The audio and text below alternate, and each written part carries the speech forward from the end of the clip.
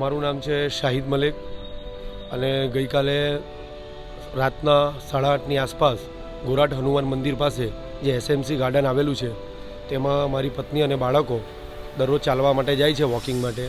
ત્યાં રાંદેરનો એક માથાભારે ઈસમ જે આલમ ખાન એનું નામ છે, તે મારી પત્ની અને મારા બાળકોને હાથ ઉપાડેલું અને પછી મેં કંટ્રોલ રૂમમાં ફોન કર્યો અને કંટ્રોલ રૂમની PCR વાન અને હું પણ પહોંચ્યો.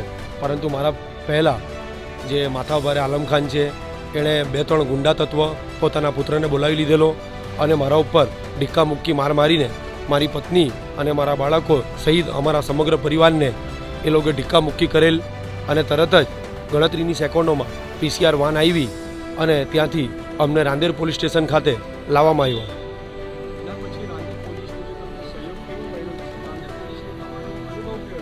હા, કંટ્રોલ રૂમની PCR વાન તથા રાંદેર પોલીસ ડિપાર્ટમેન્ટ સમગ્ર અને રાંદેર પોલીસ સ્ટેશનના PI અતુલ સોનારા સાહેબનું ખૂબ જ સુંદર સાથ સહકાર રહ્યો.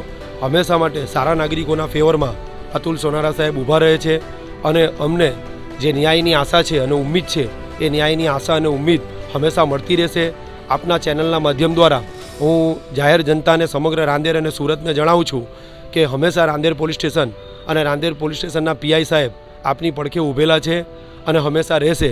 અને કોઈ પણ લુખ્ખા તત્વ, અસામાજિક તત્વોથી ડરવાની, ગભરાવાની જરૂર નથી. કાયદાનો સહારો લો. કાયદો હંમેશા સારા માણસ સાથે રહે છે.